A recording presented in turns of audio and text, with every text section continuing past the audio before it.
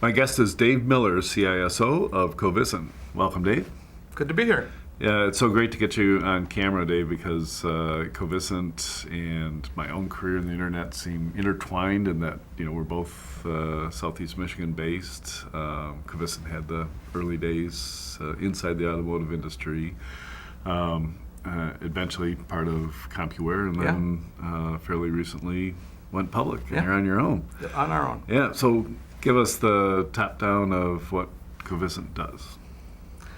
So if you look where we came from, right, we came at a time that the OEMs really needed to connect more with suppliers, right, and they were all going to do it all on their own, right. So GM was going to connect with their suppliers, and Ford was going to connect with their suppliers, and at the time it was DCX, right. Daimler Chrysler was going to connect with their suppliers, and they were going to do it separately, and somebody actually very smartly decided that if we do this together, we can have one place to go. So if you think about it, right, it's 500,000 supplier IDs, 40,000 companies being able to go to one place to be able to get to systems that run at all the OEMs. And that was very cool, and it was, in 2000, it was a big deal. Mm-hmm. Right? Since then, what we realized is this whole idea of being able to go somewhere and authenticate yourself for the purpose of getting to systems that are in lots of places is bigger than just suppliers.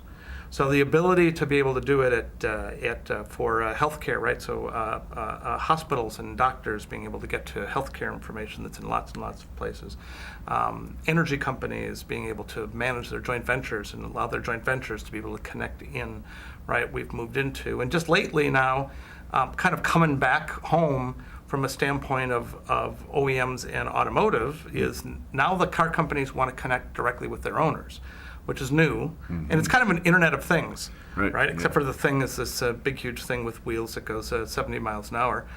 But it's that idea of allowing owners to connect to their cars. And so we manage a significant number of the connect vehicle programs across different OEMs like OnStar and Hyundai BlueLink and things like that. Okay, so it's a managed identity services. So it's a little bit more than that, right? So at the core of it is this idea of knowing who it is and where it is they need to authenticate to, right? And it used to be, a supplier who would get to an inventory system. Now it's an owner that authenticates to his vehicle. So in that case, it is identity, because it's the identity of the owner. It's the identity of the vehicle, right? And it's that ability to tie that together. But we kind of look at it more as a platform sort of thing, in that the fact that it's more than just authenticating and getting you there. It's actually being able to surface that information up. There's a little bit of a EDI. It used to be B2B messaging, mm-hmm. right? But now it's Internet of Things messaging, a sort of thing, right? And then what used to be portal is at least a place to be able to surface up information associated to, again, your vehicle, right? So a good example is for OnStar, one place to go to be able to see your tire pressure and what your gas level is, if it's an electric car, what the electric car, what your battery level is, so you know whether you can leave your office or not and drive home. So Dave, by platform, does that mean that you're agnostic to authenticators, transport mechanisms, the rest, so it's kind of custom? Yeah, so I think this is one of the things that makes us unique, right? So this whole idea of having a central place to be able to connect, there's a lot of people that do this, right? So you can look at the folks at Salesforce, you can look at the folks at Apple, you can look at the folks at Google, Facebook. Right? You can look at the folks at Facebook. But the way I look at it is they all have a kind of a horse in the race, okay? It is I connect to everything, but I connect to my stuff the best, right? I don't have a horse in the race. So the agnostic thing is a really good point, in the fact that I really don't care where you're going or where you're coming from or the method you want to authenticate or who we bring in as authenticators or whether or not we're doing standards or non-standards, right? Our job is just to connect people and things to information that is disconnected from them. And that's all we do. And that's really, I think, where you're going to see a lot more of these platforms come up, right? I would love for Covisint to be the only one in the world, but it's not going to be. But I think the ones that are more agnostic, not the ones that are trying to kind of get you in to use their other stuff, right? But the ones that do this as a business, I think that is really where the future is going to be and where we want to sit.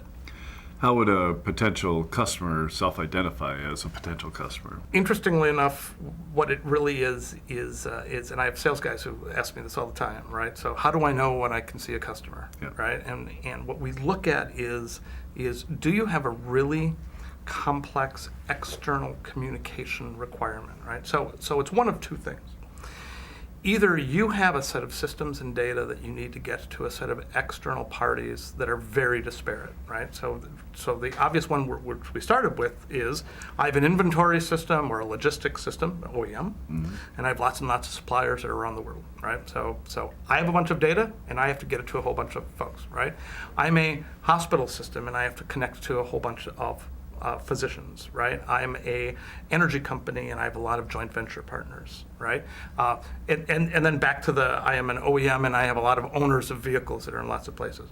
Or it's the other way around, right? I have lots of users, right, that are captured, employees, for example, but I need to get them to systems that are all over the place because I have a lot of divestitures or joint venture sort of things, or it's just the employees to things like Concur and those sorts of things. So it's that place where there's that boundary crossing where the users and the information they need to get to is disparate. That's really where we fit really nicely. That sounds like a pretty big addressable market. It is, and it's becoming larger if you really look at what is happening in business, right? So, in being from the Detroit area, right, you remember the days where Detroit was bringing everything in, right? So Right. General Motors bought EDS and bought all of these companies. It's I'm going to do everything, right? So the allied suppliers were all internal. And lately it's divesting, right? So OEMs are almost becoming like Nike, right? I'm going to design the vehicle, but I'm not going to build the vehicle anymore, sort of thing. And as companies divest more and more, the requirement for them to actually be able to connect to those external organizations becomes higher and higher and higher. And having systems like Covisint to be able to bring them back together, to re-aggregate all of the stuff that they have basically disintermediated, is really kind of where we sit. Give me a feel for your scale and your assets and so your capabilities. Yeah, so it's interesting because we're the biggest company that nobody's ever heard of. Yep. So besides the fact, right? So as I brought up before, we do OnStar, right? We do a Hyundai BlueLink.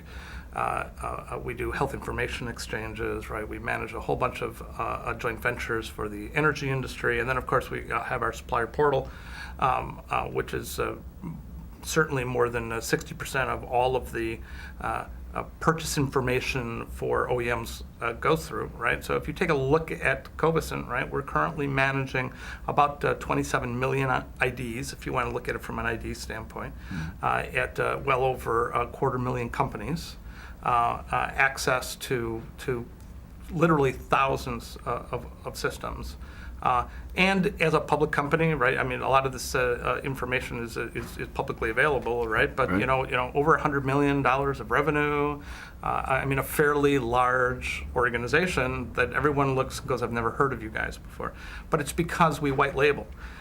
Right, so it's if you own a GM vehicle and you use OnStar.com, well then you're using Covisint. If you own a Hyundai, then you use BlueLink, then you're using Covisint, right? If you are in many places in the United States, your physician may use Covisint to be able to get to your healthcare information that we do, and certainly again, right? So things like suppliers and energy companies. So by providing such a valuable service, it's obviously business and mission critical. How do you assure your customers of availability that the major earthquake that hits Right. Michigan isn't going to take them down? So part of it is we're headquartered in Michigan, not one of these crazy places like California, right? Which Right, yeah. Who knows how long it'll be here. And I can attest, Michigan is the most boring place when it comes to earthquakes, tornadoes, otherwise we hardly have any of them. That's right, and we have water, right? Which Yeah. nobody here has. That's right. So, if you really look at that, one of the things that I think makes us unique in this area, and I wish it was because we were really smart. We built it this way from the beginning because we understood where we were going to be, but it really is more because of where we came from, right? Again, right, we started by allowing suppliers direct access to OEM systems for the purpose of doing direct purchasing. right? And doing direct fulfillment. Okay, so that's access to inventory and plant stuff. And in a just-in-time manufacturing system, what that means is if the system that allows a supplier to get to the inventory system is unavailable, then you stop making cars.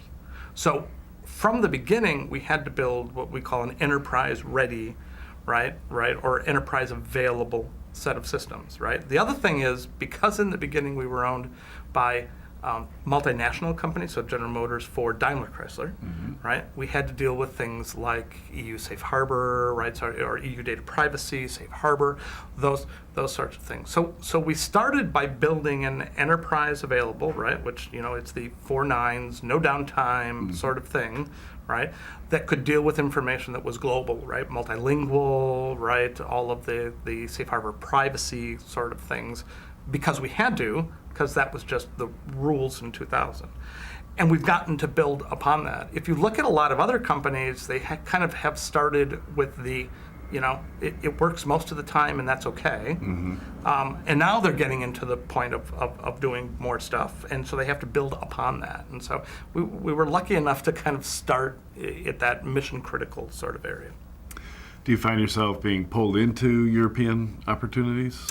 Yeah, it's in many cases now, especially the way it is with a lot of the not just the safe harbor stuff, but EU data privacy, which is it's not just I need the information. If it's stored in the U.S., you have to do something with it separate, or I need it stored in Europe. I need it stored in my country. Right. And so that ability to be able to have a federated data model, right, where the data actually sits in multiple companies or countries, and being able to make it look like it's one place is something we started doing originally. And so we are being pulled into a lot more interesting types of things where the security requirements are much higher than you normally would see.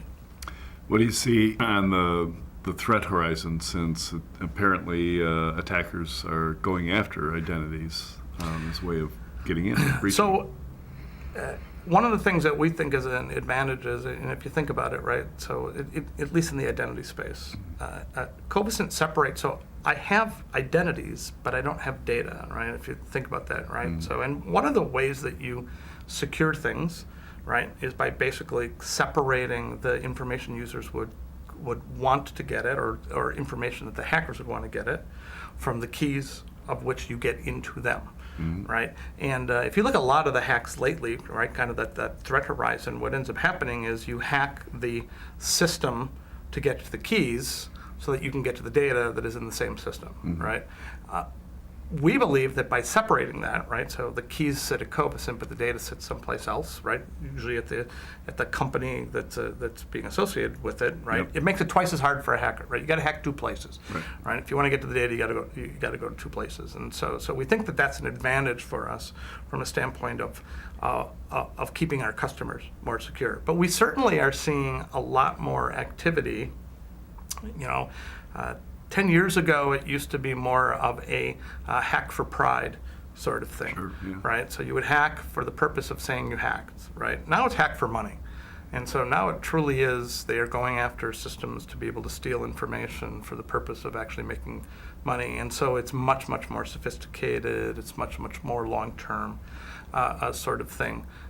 The biggest compromise, right, the biggest challenge today is getting customers to really push away from IDs and passwords and go to something that's more of a 2-factor sort of thing. But nobody wants to do that. Everybody says passwords are bad. Everybody says that it's a security risk. And then when you say, great, so then you should make all of your customers use 2-factor authentication. It's like, well, I don't want to do that, right? Because that's too difficult for them. But I think we're moving that way. I think people are getting more used to that kind of 2-factor sort of thing, right? And I think with cell phones, I think that's going to become an easier thing, right? I already have my cell phone, using it in some way, shape, or form, right? If it's an SMS text message or something, it's the second factor. I think that's actually going to make us all a little bit more secure. Yep, I'm hopeful. So what's in the near-term and long-term future for Covisint? So, you got to stay, you can't rest on your laurels, right? And we really kind of started by inventing this whole idea of a federated authentication, right? Authenticate one place to go somewhere else. And everybody does that today, right? The new thing really is this whole IoT, Internet of Things, right? Or IOE, right? Internet of Everything, right? Which I think is really more specific, right? So it's not just things, right? Internet of Things indicates the fact that says things are going to talk to things, which is true, right? But it's not things just talking to things. It's people authenticating for the purpose of accessing their things. It's things talking to systems. It's systems talking to things. It's things talking to things. It truly is this Internet of Everything. And that's really where we're going. But we're taking it from a different point of view in that a thing has an identity also, and so it has to authenticate. And this whole idea of having a central place for it to authenticate, identify itself, right, for the purpose of being able to get someplace else, in the same way that we did it with suppliers, right?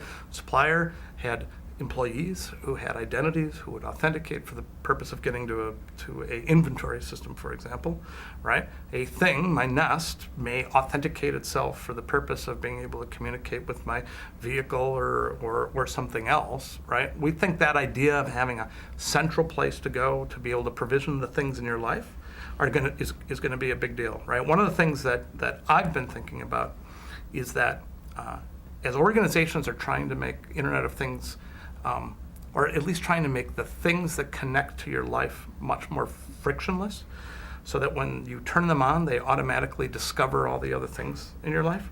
It's a little bit like what we went through when we were talking about programs that were frictionless, right? You used to have to, if you wanted to install something, you had to put a disk in your computer, you had to go through all of this stuff, right? Now to play a game, all you do, I just go to the website and it downloads all the things that I need automatically. And that's a good thing because it makes it easy, but it also allows us to have things like spyware, right, and malware, right, where I don't know that it downloaded a bad thing because my computer is doing it automatically for me, frictionless, right? Our concern is that now that we have Internet of Things, am I going to have spy things and mal things, right? That I buy something and when I bring it into my house, it's going to connect in and basically look at all of the other things that are in my house. We think that connecting to a central place so that when something connects, maybe the user has to do something, right? Maybe the person has to actually log into some place to say, hey, you bought a new toaster that apparently wants to talk to your thermostat. Do you want it to? Do you not want it? Why would your toaster talk to your thermostat? Having that capability to have that connection may not be the most frictionless thing in the world, but probably a lot more secure. Cool. I love the ideas and look forward to seeing what happens next. Thanks, Great. Dave. Thank you.